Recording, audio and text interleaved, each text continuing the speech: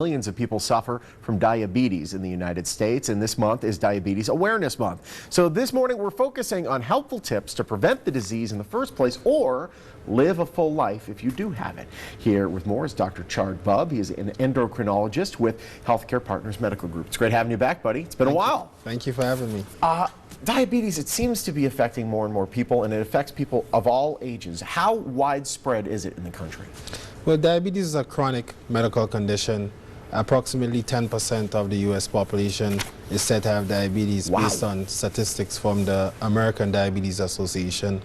Also, it's a chronic condition that increases your risk for other serious health problems. No question, and it's usually, it might not be the causation, but it's definitely the fact that it could be caused by bad diet and a sedentary lifestyle. Yes. Let's talk about the different types of diabetes. There's type 1 and type 2. What's the difference between the two? Well, in type 1 diabetes, the body does not produce insulin. In type 2, the body has difficulty in absorbing insulin or responding to it appropriately. Okay, so type 1 is something you're typically born with? Usually, that's correct. And then type 2 is something that's usually caused by a diet and exercise issue? Yes. So then what leads to a diabetes diagnosis? I mean, I know there's a lot more than 10% unhealthy people in this country. What makes it cross the line in a diabetic? Well, there are several factors or reasons one can develop diabetes. The more common contributing factors include decreased physical activity, increased weight, diet, and there's also a genetic component to it. I know some people that might get a little bit worried. They might Google a little too much about their symptoms, but what should we be on the lookout for that, you know, if we see it, man, maybe we should go into a doctor? Yeah, some of the things that you would look for would be excessive weight loss. You would also look for open wounds that has difficulty in healing.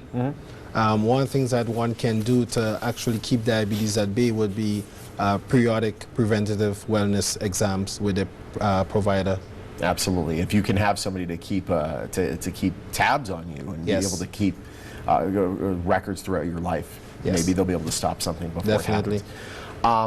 The food out there, my goodness, we were talking about this before we came live, and it's the inexpensive stuff, the stuff that families are trying to make ends meet that they end up buying at the store generally is the stuff that's not so good for you. Yes. What foods should we totally be avoiding to help protect ourselves from diabetes? Now, some of the foods to avoid would be concentrated sweets, white potatoes, refined grains.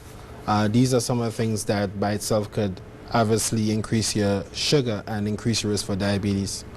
And some of the things that you can do would be having 3 meals a day. You can get some information going to like choosemyplate.gov, which can give you information in terms of what the plate can look like. Also, you know, increase physical activity, try not to overeat, and eating slowly. And some people, they like to point at the food and say, it's the food's fault, but it could be our fault too. We're just not getting out there and exercising as much as we used to in generations past. How much exercise should we be looking to get in the course of a week? Well, Joe, you should at least try to exercise 3 times a week, 30 to 45 minutes for starts, and as your physical condition improves, one can do more. But I always believe that it's better to start slowly, get your conditioning better, and then you can do some more. I think the real thing that Americans need to do is affect change in their children. So the next generation is smarter than perhaps our generation's been. How do we affect change in our children and make them aware to the risk of diabetes?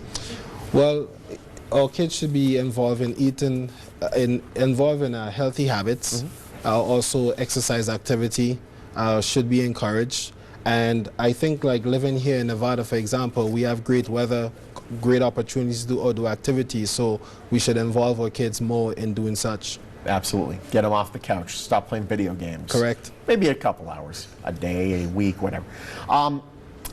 Healthcare Partners, I know you have a total care model, and this plays in really well with people that may have diabetes or people just in whatever part of their healthcare path. Tell us about the total care model and how it helps people that are suffering from diabetes. The total care model is a VIP service of coordinated care for our patients. It would benefit our diabetic patients by overall affecting the overall care, but also help in medication management. We could also help you in getting a grocery list that you can use to do your shopping and get foods that will have a better impact on your overall health. Wow, I didn't even realize that. That's a pretty cool resource. Before we go, is it possible if you get diabetes, you get type 2, if you were to do diet and exercise, is there a way to get off the medication that goes along with diabetes? Absolutely, absolutely. For type 2 diabetes in particular, weight loss by itself reduces your need for medications, and if you have a diet that is compatible with that, it's very likely that you can get off medications and manage your diabetes just by diet or lifestyle. Which is phenomenal.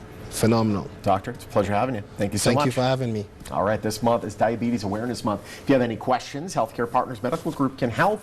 You can head to the website you see on your screen for more information, and don't forget to follow them on Facebook and Twitter. Still to come.